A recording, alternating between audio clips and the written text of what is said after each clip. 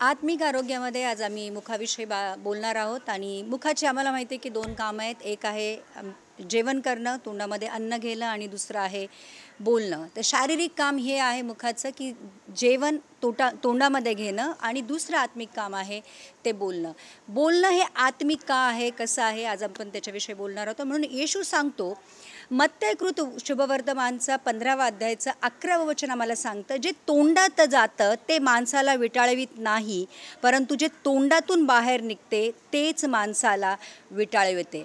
मतलब शारीरिक गोष्टी म्हणजे शारीरिक प्रकारे जेव्हा आम्ही अन्न तोंडामध्ये घेतो त्याच्याने ते आम्हाला अशुद्ध करत नाही, ते आम्हाला अपवित्र करत नाही, ते आम्हाला वाईट करत नाही, परंतु जे आमच्या तोंडातनं बाहेर काढतं, मतलब जे आत जातं त्याच्यानी माणूस विटाळत नाही, पण जे तोंडातनं बाहेर येतं त्याच्यानी माणूस विटाळतो. कारण आमच्या तोंडातून जे बाहेर येतं, जे शब्द बाहेर येतात त्याच्यावरून आमच्या स्वभावाची किंवा आमच्या हृदयामध्ये जे काय आहे त्याची ओळख होते.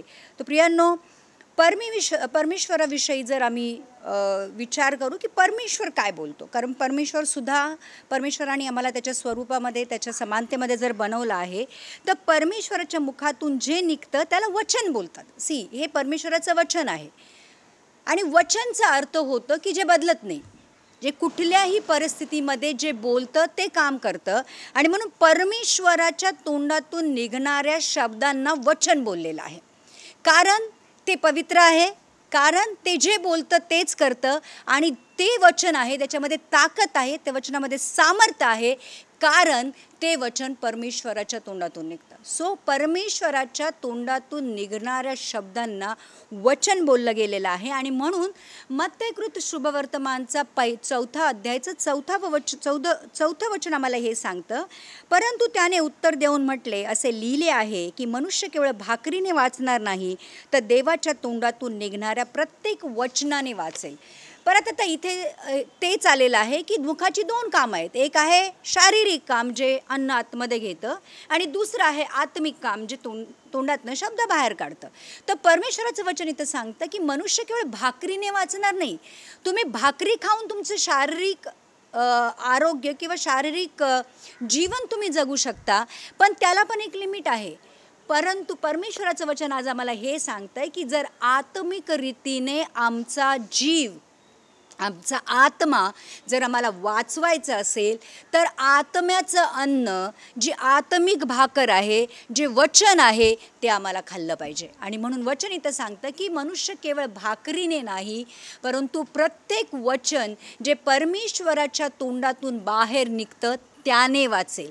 तर आत्मिक रीतीने जर आम्हाला वाचायचं असेल चर्च, तर आम्हाला परमेश्वराची जी स्वर्गातनं उतरलेली भाकर आहे, जो येशू आहे, जो वचन आहे, ते जे सांगतं त्याप्रमाणे आम्हाला केलं पाहिजे. कारण यशया 55:11 असं लिहिलेलं आहे, तसेच जे माझे वचन माझ्या मुखातून निघते ते होईल, ते माझ्याकडे रीते परत येणार नाही, परंतु ते जे मी इच्छितो ते पूर्ण करेल आणि ते ज्याच्यासाठी मी ते पाठवले ते साधेल. बघा, कितीतरी गोष्टी परमेश्वराने इथं स्वतःच्या वचनाविषयी किंवा स्वतःच्या शब्दांविषयी लिहिलेल्या आहे. तो म्हणतो की परमेश्वराचं वचन हे सांगतं, जे माझ्या मुखातून निघते ते होईल. म्हणून हे जे बायबल आहे, या बायबलमध्ये जे पण लिहिलेलं आहे ते परमेश्वराने पूर्ण केलेलं आहे, किंवा परमेश्वर पूर्ण करत आहे, किंवा परमेश्वर पूर्ण करेल. कारण परमेश्वराच्या मुखातून निघालेले शब्द त्याच्याकडे रीते मतलब खाली परत जात नाहीत, परंतु जे परमेश्वराची इच्छा आहे ते पूर्ण करतात आणि ते ज्याच्यासाठी मी पाठवले आहे ते साधेल. परमेश्वराचं वचन जर जे बोलतं ते करतं, तर प्रियांनो, परमेश्वराने तेच सामर्थ्य, तेच ताकद, तेच जे बोलण्याची जी शक्ती आहे ते आम्हाला दिलेली आहे. आणि म्हणून परमेश्वर आत्मा आहे, तो जे पण बोलतो ते आत्मिकरित्या पूर्ण होते आणि नंतर ते रियालिटीमध्ये पूर्ण होते. तर आम्हाला जे मुख दिलेलं आहे परमेश्वराने, आम्ही आमच्या मुखाचा वापर कसा करतो? कारण परमेश्वराने जेव्हा आदमाला बनवलं त्यांनी सांगितलं की तू माझं स्वरूप आहे, मी जसं बोलतो तसं होतं, तसंच तू जे बोलशील ते पण होईल. म्हणून मनुष्याच्या तोंडामध्ये परमेश्वराचं वचन सांगतं की तुझ्या मुखामध्ये, तुझ्या जिभेमध्ये मी जीवन आणि मृत्यूचं सामर्थ्य टाकलेलं आहे. जे तुम्ही बोलता ते तुमच्या आयुष्यामध्ये कबूल होतं, म्हणजे ते तुमच्या आयुष्यामध्ये पूर्ण होतं. तर आम्हाला जे दिलेलं आहे मुख, ते मुख आम्हाला एकमेकाशी बोलण्यासाठी आणि परमेश्वरासाठी बोलण्यासाठी दिलेलं आहे. आणि प्रियांनो, मला तुम्हाला आज एक गोष्ट खूप सिरियसली ही सांगायची आहे की बोलणं हे कॅज्युअली घेऊ नका. आमचं बोलणं आम्ही खूप कॅज्युअली घेतो, खूप आम्ही समजतो तितकं ते सरळ नाही आहे. कारण आमच्या बोलण्यामध्ये, आमच्या तोंडातून निघणाऱ्या प्रत्येक शब्दामध्ये ताकद आहे, सामर्थ्य आहे. आणि म्हणून याकोब 3:10-11 मध्ये परमेश्वराचं वचन असं सांगतं की एकाच तोंडातून स्तुती व शाप निघतात. माझ्या भावांनो, या गोष्टी अशा असू नयेत. झऱ्याच्या एकाच छिद्रातून गोड आणि कडू पाणी निघते काय? माझ्या भावांनो, अंजिराच्या झाडाला जैतुनाची फळे किंवा द्राक्षवेल्याला अंजिराची फळे येतील का? तसे खारट पाण्याच्या झऱ्याने गोड पाणी देववत नाही. परमेश्वराचं वचन मला इथं सांगतं की जर नेचर जे परमेश्वराने बनवलं आहे, परमेश्वराने खारट पाण्याचे झरे वेगळे आहेत, गोड पाण्याचे झरे वेगळे आहेत. आपण जर खारट आणि गोड पाण्याचे झरे एकत्र येताना कधी बघितलेले आहेत? किंवा समजा खारट आणि गोड पाण्याचा झरा एकत्र आला तर पाणी कसं मिळेल? गोड मिळेल की खारट मिळेल? खारट मिळेल. कारण ते जे खारट पाणी आहे ते गोड पाण्याचं जे क्वालिटी आहे त्याला ते दाबून टाकेल. तसंच प्रियांनो, जर मी चांगलं पण बोलतो, जसं इथं लिहिलेलं आहे की एकाच मुखातून आम्ही स्तुती आराधना करतो, एकाच मुखातून आम्ही वचन बोलतो, एकाच मुखातून आम्ही परमेश्वराची प्रार्थना करतो आणि दुसऱ्या मुखातून आमच्या तोंडातून शिव्या निघतात, श्राप निघतात, आमच्या तोंडातून घाणेरडे शब्द निघतात. तर मला एक गोष्ट सांगा की समजा म्हणजे मला नेहमी हे उदाहरण द्यावंसं वाटतं की 1 लिटरची बिस्लरीची बॉटल आहे, जी शुद्ध पाणी, जी पिण्याच्या योग्य आहे, आणि त्याच्यामध्ये आम्ही घाणेरड्या पाण्याचं, चिखलाचं किंवा गटाराचा एक थेंब टाकला तर ते पाणी काय होणार? अशुद्ध होणार. मग जर ते पाणी 99.99% शुद्ध होतं, फक्त 0.1% एक थेंब आम्ही त्याच्यामध्ये अशुद्ध पाण्याचा टाकला तर ते पूर्ण पाणी अशुद्ध झालं. प्रियांनो, परमेश्वर आम्हाला आज ते सांगू इच्छितो की तुम्ही 100 गोष्टी चांगल्या बोलाल किंवा तुम्ही 99 गोष्टी चांगल्या बोलाल, पण एक गोष्ट जर तुम्ही वाईट बोलली तर ते एक वाईट गोष्ट 99 गोष्टींचा इफेक्ट आहे तो कॅन्सल करून टाकते आणि मग ती एक वाईट गोष्ट तुम्हाला वाईट ठरवते. म्हणून परमेश्वराचं वचन इथे असं सांगतं की एकाच भावांनो, अंजिराच्या झाडाला जैतुनाची फळं किंवा द्राक्षवेलाला अंजिराची फळं येतील का? परमेश्वराने द्राक्षाची वेल वेगळी बनवलेली आहे, अंजिराचं झाड वेगळं बनवलं आहे, जैतुनाचं झाड वेगळं बनवलं आहे, आणि ते कधी मिक्स मॅच होत नाहीत, कधीच होत नाहीत.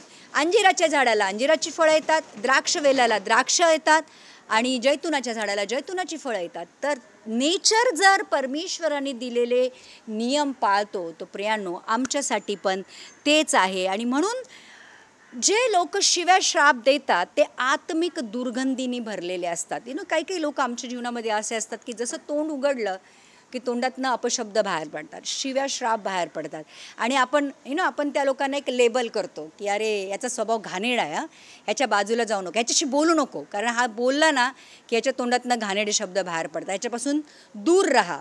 आणि मग आमचे हृदय असं लिहिलेलं आहे की जीवनाचा झरा आहे आणि आमच्या हृदयातनं शब्दाद्वारे गोष्टी बाहेर पडतात. जर आमचं हृदय एका फोडासारखं पिकलेलं आहे, एक फोड असतो जो पिकलेला असतो आणि तो जेव्हा फुटतो त्यातनं पाणी बाहेर येत नाही, त्यातनं खूप चांगल्या गोष्टी बाहेर येत नाही. एक फोड जेव्हा पिकतो तेव्हा त्यातनं पस बाहेर येतो. आमचं हृदय जर फोडासारखं पसनी भरलेलं आहे, खदखदत आहे, तर जेव्हा पण तोंडातनं शब्द बाहेर पडतात, पस मतलब ते जे घाणेरडे शब्द, ते शिव्या श्राप, ते वाईट गोष्टी बाहेर पडतात, आणि मग एक आत्मिक दुर्गंधी आम्ही जगामध्ये पसरवतो. जे शब्द आम्ही स्वतःसाठी किंवा दुसऱ्यांसाठी कबूल करतो, लक्षात घ्या, त्याचे खोलवर इफेक्ट आणि खूप दूरगामी इफेक्ट त्या माणसाला ज्याच्यासाठी आम्ही बोलतो त्याच्यासाठी त्याला आणि स्वतःलाही भोगावे लागतात. बरेचदा मी नेहमी जे फादर्स आहेत किंवा जे पिते आहेत, बाप आहेत, त्या लोकांना किंवा आयांना मी नेहमी सांगते की आपल्या लेकराविषयी कधीही वाईट गोष्टी कबूल करू नका. कितीतरी वेळा पेशंट माझ्याकडे येतात की हे शैतान आहे, ये बच्चा शैतान आहे, शैतानी करता है. अरे तुम्ही जर तुमच्या पोराला शैतान बोलणार मग तो शैतानी गोष्टी करणार नाही का? कारण स्पेशली असं बघितलं गेलं आहे की जसं अब्राहमनी इसाकनी याकोबला आशीर्वाद दिले, तर आईबापांच्या तोंडामध्ये आपल्या किंवा एका गुरुनी आपल्या शिष्यांना एक आशीर्वाद दिले तर किंवा चांगल्या गोष्टी किंवा वाईट गोष्टी कबूल केल्या तर त्यांच्या आयुष्यामध्ये त्या गोष्टी होतात, कारण त्यांना अथॉरिटी परमेश्वराने दिलेली आहे. म्हणून आईबापांनी तुमचं पोरगा कितीही ढसा असू दे, की तुमचं पोरगं कितीही वाईट असू दे, तुमचं पोरगं काहीही करू दे, त्याच्यासाठी तुमच्या तोंडातनं चांगले शब्द निघाले पाहिजेत. कारण ते चांगले शब्द जर निघतील तर ते चांगले शब्दाचे चांगले इफेक्ट तुमच्या पोराला किंवा तुमच्या मुलीला आयुष्यामध्ये त्याचा फायदा होईल. किंवा तुम्ही जर वाईट गोष्टी कबूल करा ना, खूप सारे आईवडील असतात इतके घाणेरडे विचार त्यांच्या आपल्या मुलांविषयी असतात किंवा मग त्यांच्या फ्युचरवर त्याचा परिणाम होतो. माझी एक मैत्रीण होती आणि जेव्हा आम्ही शाळेमध्ये शिकत होतो तर माझी एक टीचर होती आणि त्या मुलीला मराठी येतच नव्हतं, म्हणजे मराठी तिला ते शुद्ध लेखन करताच यायचं नाही. आणि मग ती जी आमची मराठी टीचर होती त्या मुलीला बोलली की तू आयुष्यात कधीच काही करू शकणार नाही, तुला साधं मराठी लिहिता येत नाही, तू मराठी बोलत असून तुला मराठी लिहिता येत नाही तर तू आयुष्यात काहीच करू शकणार नाही. आणि मग ते जे शब्द आहेत तिच्या हृदयामध्ये ते एवढे ॲक्च्युली घुसले किंवा एक प्रकारे त्या शब्दांनी तिला एवढं वाईट प्रकारे तोडलं की ती जेव्हा पण अभ्यास करायची ती खूप घाबरायची. ती म्हणायची मी फेल होणार, मला काहीच येणार नाही, बघ टीचर बोलली ना माझ्या आयुष्यात काय होणार नाही, बघ टीचर बोलली ना की मी काय करू शकणार नाही. आणि मग त्या शब्दांचे इफेक्ट त्या मुलीला आयुष्यभर भोगावे लागले. तर जेव्हा आम्ही दुसऱ्यांविषयी बोलतो प्रियांनो, आम्ही खूप खूप खूप सावधानतेने बोललं पाहिजे. कारण बरेचदा असं होतं की कोणीतरी आपल्याशी भांडण करतं आणि ते भांडणामध्ये तो काहीतरी घाणेरडे शब्द किंवा एक आमच्यावर एक काय बोलतात आळ घेतो किंवा एक असं काहीतरी कबूल करून जातो आणि मग आमचं पूर्ण आयुष्य ते मी नाही आहे, तू जसं बोलतो किंवा तू जसं बोलती ते नाही आहे हे सिद्ध करण्यात जातं. म्हणजे आम्ही जे नाही आहे ते जर कोणी आमच्या आयुष्यामध्ये बोललं तर आमचं पूर्ण आयुष्य आम्ही खर्ची याच्यासाठी टाकतो की बाबा मी तसं नाही आहे, मी तसं नाही, तू समजतं तसं नाही आहे. तर रिलेशनशिपमध्ये बरेचदा असं होतं. म्हणून जेव्हा आम्ही आमच्या जे नियर अँड डिअर वन्स आहेत, आमचे खूप जवळचे लोक आहेत ज्यांच्यावर आम्ही प्रेम करतो, त्यांची हृदय तोडू नका. बोलण्याने त्यांच्या हृदयाला लागेल अशा त्यांचे हृदय तुटतील असे ते लोक जीवनामध्ये खाली बघतील असे कुठलेही शब्द वापरू नका. ॲट द मोस्ट अगर कोणी खरंच चूक केली आहे, कोणी खरंच मोठा गुन्हा केलेला आहे, त्याला बसा, त्याला समजून सांगा. ते जे पाप आहे किंवा ते जे वाईट गोष्ट आहे त्याचे साईड इफेक्ट, त्याचे जे काय परिणाम आहेत ते त्याला समजून सांगा, चांगल्या शब्दात समजून सांगा. त्या व्यक्तीसाठी तुम्ही प्रार्थना करा. पण प्लीज कधीही स्पेशली आपल्या मुलांसाठी, आपल्या बायकोसाठी, आपल्या नवऱ्यासाठी, आपल्या भावासाठी, आपल्या आईसाठी, आपल्या वडिलांसाठी भांडणामध्ये खूप साऱ्या गोष्टी आपण बोलून जातो. आणि मग आपण स्वतः आता जितके पण लोक ऐकतात सगळ्यांना माहिती आहे की त्यांनी त्यावेळेस तसं बोललं, तिने त्यावेळेस माझ्याबद्दल इतके घाणेरडे शब्द वापरले, तिने मला असं बोललं. आजही आम्ही त्या गोष्टी, चांगल्या गोष्टी आम्ही लवकर लक्षात ठेवत नाही, पण जे वाईट गोष्टी बोलले गेलेल्या असतात आमच्या आयुष्यामध्ये त्याचा आमच्या हृदयावर एक खोल परिणाम होतो. त्या हृदयाच्या कप्प्यामध्ये एक अशा प्रकारे लिहिल्या जातात की मग ते लवकर ते मिटल्या जात नाही. तर प्रियांनो, जेव्हा पण आम्ही बोलतो तेव्हा आमच्या तोंडातनं कुठले शब्द बाहेर पडतात. एक जस्ट तुमच्यासाठी पण एक एक्सरसाइज आहे की जेव्हा पण आम्ही बोलतो, परमेश्वराचं वचन सांगतं की तुमच्या हृदयात जे आहे ते तुमच्या तोंडामध्ये असतं. जेव्हा पण आपण बोलण्याची सुरुवात करतो आम्ही काय करतो? आम्ही कंप्लेंट करतो, आम्ही एकमेकाविषयी चुगली करतो, आम्ही एकामेकाविषयी बोलतो, आम्ही आमची उदासीनता, आमचं दुःख, आमचं त्रास, आमचं जे काही आम्ही आयुष्यातनं गेलं आहे ते कबूल करतो, की आम्ही जे परमेश्वराने आमच्यासाठी ठेवलेल्या चांगल्या योजना आहेत, चांगल्या गोष्टी आहेत, वचनं आहेत, किंवा जसं मी नेहमी मार्था आणि मरियमचं उदाहरण घेते, की मार्था आणि मरियम परमेश्वरावर प्रेम करणाऱ्या दोन स्त्रिया, परमेश्वराला घरामध्ये बोलवणाऱ्या दोन स्त्रिया. पण जेव्हा मार्था येशूला घरी बोलवते आणि त्याच्यासाठी जेवण बनवायला लागते, चांगली गोष्ट करते. मरियम काहीच करत नाही, येशूच्या पायाजवळ बसते.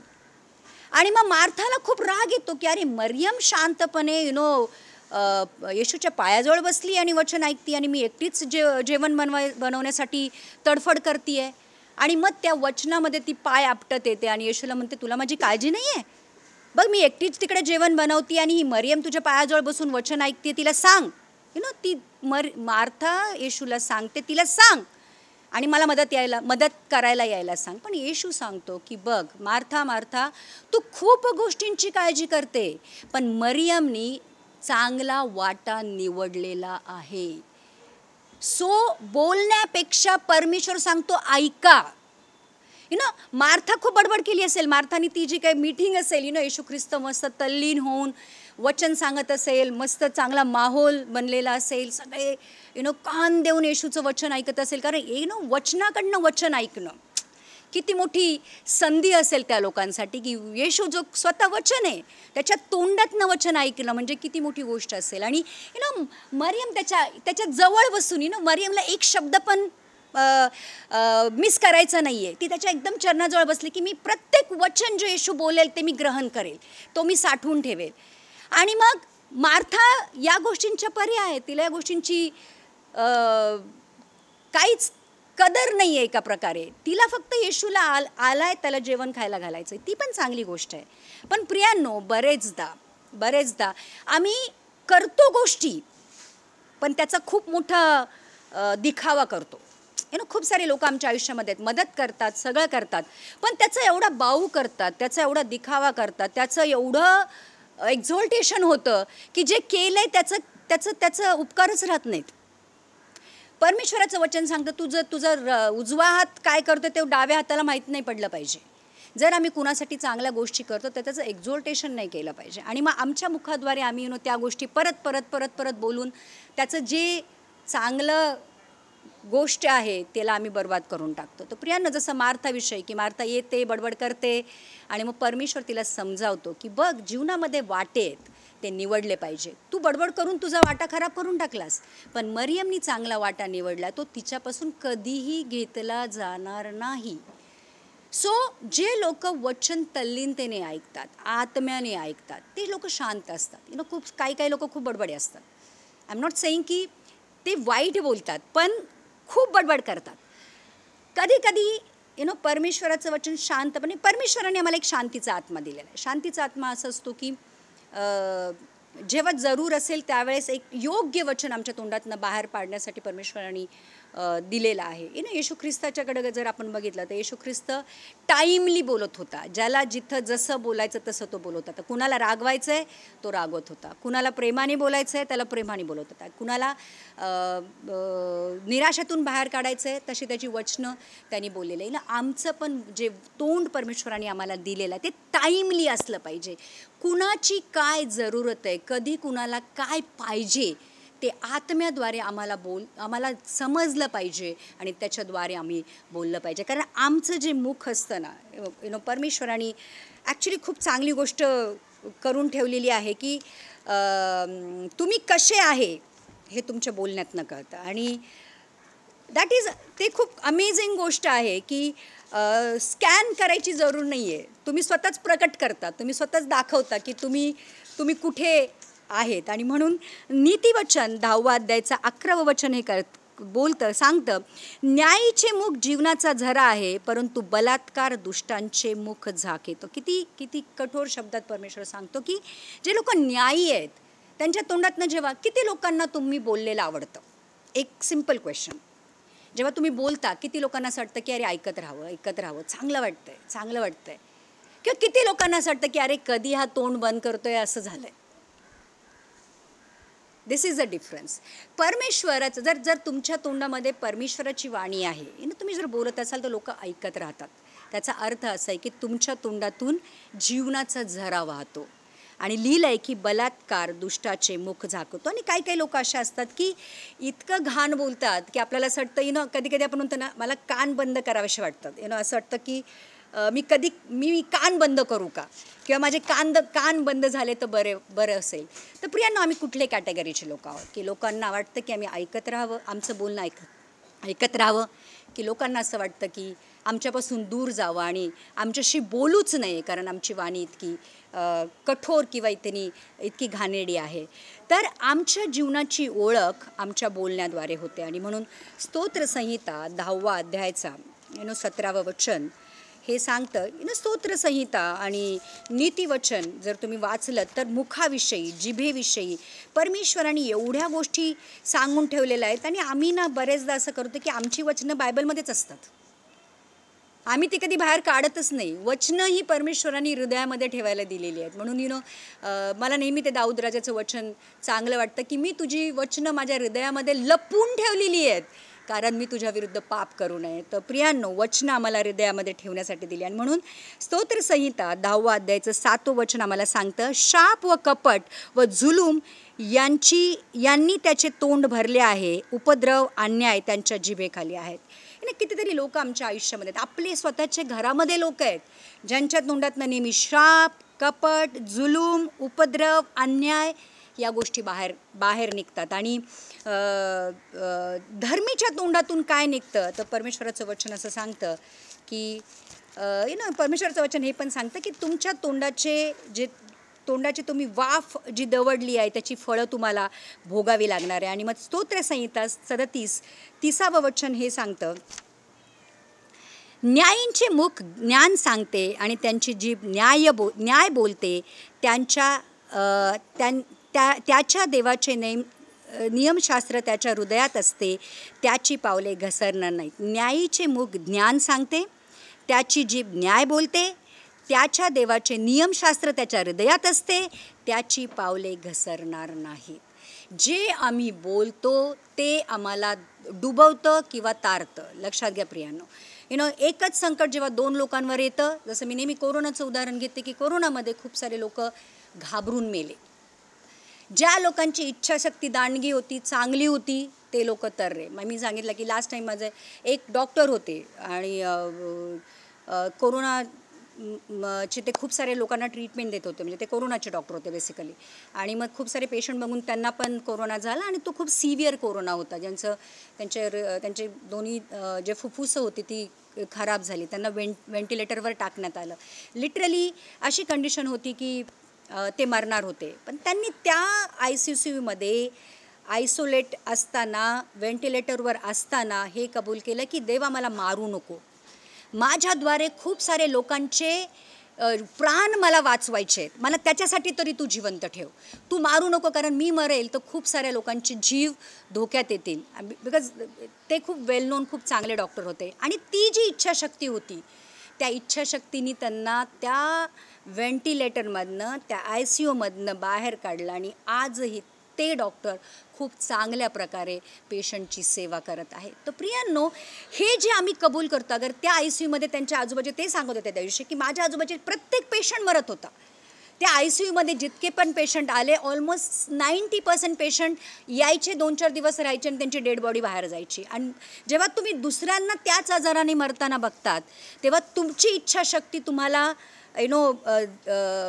जिवंत ठेवणं खूप जरुरी असतं. आणि कितीही निगेटिव्ह जीवनामध्ये घडत असेल तरी सुद्धा तुमच्या तोंडातनं पॉझिटिव्ह गोष्टी बाहेर पडल्या पाहिजेत. कारण जे बोलतात त्याचे तुम्हाला परिणाम भोगावे लागतात आणि जे बोलतात त्याचं ते तुमच्या जीवनामध्ये होतं. आणि म्हणून स्तोत्रसंहिता 119-103 दाऊद राजा आम्हाला सांगत आहे,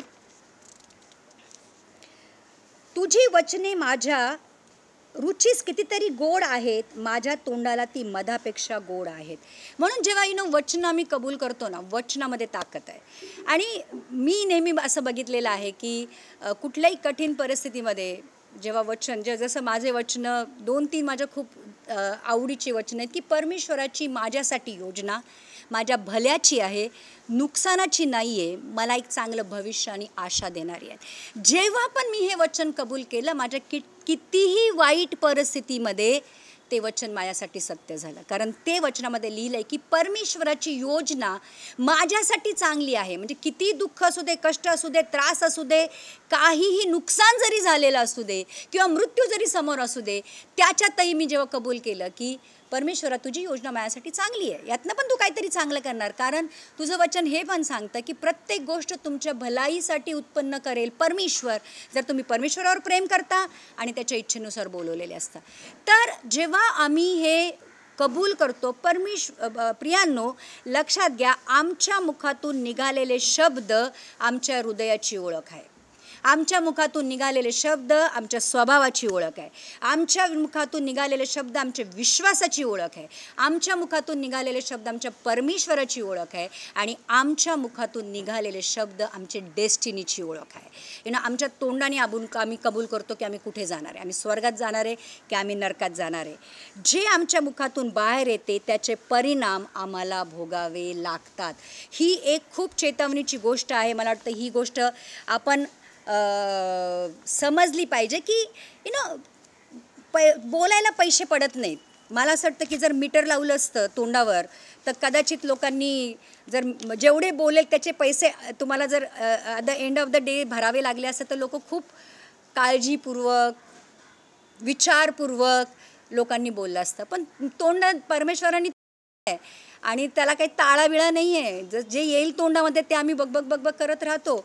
आणि मग परमेश्वराचं वचन क्लिअरली सांगतं, मत्तेकृत शुभवर्तमानचं 7वा अध्यायाचे पहिले 2 वचनं हे सांगतात, तुमचा न्याय करण्यात येऊ नये म्हणून तुम्ही कोणाचा न्याय करू नका, कारण ज्या न्यायाने तुम्ही इतरांचा न्याय करता त्याच न्यायाने तुमचा न्याय केला जाईल, आणि ज्या मापाने तुम्ही माप घालता त्याच मापाने तुम्हाला परत दिले जाईल. म्हणजे याचा अर्थ आहे की दुसऱ्यांचा आम्ही न्याय केला, दुसऱ्यांना जजमेंट केलं, दुसऱ्यांना भलेबुरं बोललं, दुसऱ्यांना शिव्या दिल्या, दुसऱ्यांना श्राप दिले, दुसऱ्यांचं वाईट चिंतलं, तुमचंही तेच होणार आहे.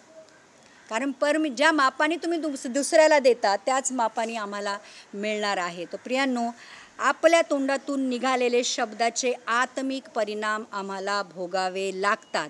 जर नकारात्मक तुम्ही कबूल कराल, नेहमी निराशा, दुःख, वाईट गोष्टी कबूल कराल, तुमच्या जीवनामध्ये तेच होणार आहे. पण त्याच्या बदल्यामध्ये जर आम्ही आमच्या आयुष्यासाठी, दुसऱ्यांसाठी, आमच्या प्रिय लोकांसाठी जर चांगल्या गोष्टी कबूल करू, प्रार्थना करू, त्यांच्यासाठी वचनं घेऊन प्रार्थना करू, तर प्रियांनो त्यांच्या जीवनामध्ये ते पूर्ण होतील. तर बोलताना नेहमी काळजीपूर्वक बोला आणि प्रत्येक गोष्टीचा न्याय होणार आहे. विचारांचा पण न्याय परमेश्वर करतो. विचार करा, जर विचारांचा न्याय करतो तर बोलण्याचा तो किती न्याय करेल. तर परमेश्वर, आपल्याला वाटतं की कोण बघतंय, कोण हे करतंय. मी नेहमी सांगते, मला एकच गोष्ट खूप भीतीदायक वाटते, ती म्हणजे परमेश्वर सगळं रेकॉर्ड करतो. आणि परमेश्वरासमोर सगळं उघडं आहे. परमेश्वराचं वचन सांगतं की तो वरती बसला आहे and everything is open before him. जे जगामध्ये चाललं आहे तो तुमचे वचनसुद्धा, तुमचे विचारसुद्धा असे उघडे होऊन त्याच्यापुढे प्रकट होतात. तर विचार करा प्रियांनो, जर ह्या सगळ्या गोष्टी रेकॉर्ड होत आहे तर आम्ही आमच्या मुखातून काय कबूल केलं पाहिजे. आणि एक शेवटचं वचन आपण घेऊया. यशिया 51:16 परमेश्वराचं वचन सांगतं,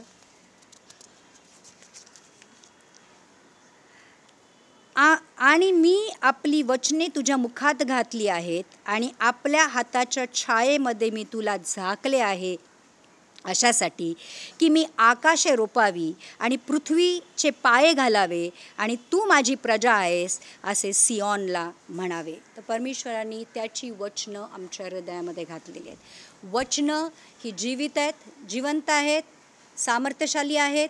जे बोलतात ते करतात, ते केल्याशिवाय ती परत परमेश्वराकडे जात नाहीत. त्याच्यामध्ये सामर्थ्य आहे. तो प्रियांनो, परमेश्वरांनी आम्हाला एक खूप मोठं सामर्थ्य आमच्या तोंडामध्ये घातलेलं आहे. आणि म्हणून तो म्हणतो की जीवन आणि मृत्यू तुझ्या तोंडात दिले आहे, तुला मी फ्रीडम दिलं आहे, काय बोलायचं याचं तुला फ्रीडम दिलं आहे. पण त्या फ्रीडमचा वापर जर तू योग्य प्रकारे केलास तर तुझ्या जीवनामध्ये चांगलं होईल, दुसऱ्यांच्या जीवनामध्ये तुझ्याद्वारे चांगलं होईल. आणि कधी नेहमी मला असं वाटतं की जेव्हा आम्ही प्रार्थना करतो आणि ती प्रार्थना कबूल होते आणि आम्हाला सुद्धा आश्चर्य वाटतं, अरे मी तर एक सिम्पलशी प्रार्थना केली. कालच एक संडेला माझ्या चर्चमध्ये एक बाई आली, मला म्हणे की पास्टर खूप दिवसापासून ना काम नाही आहे, कामच मिळत नाही आहे.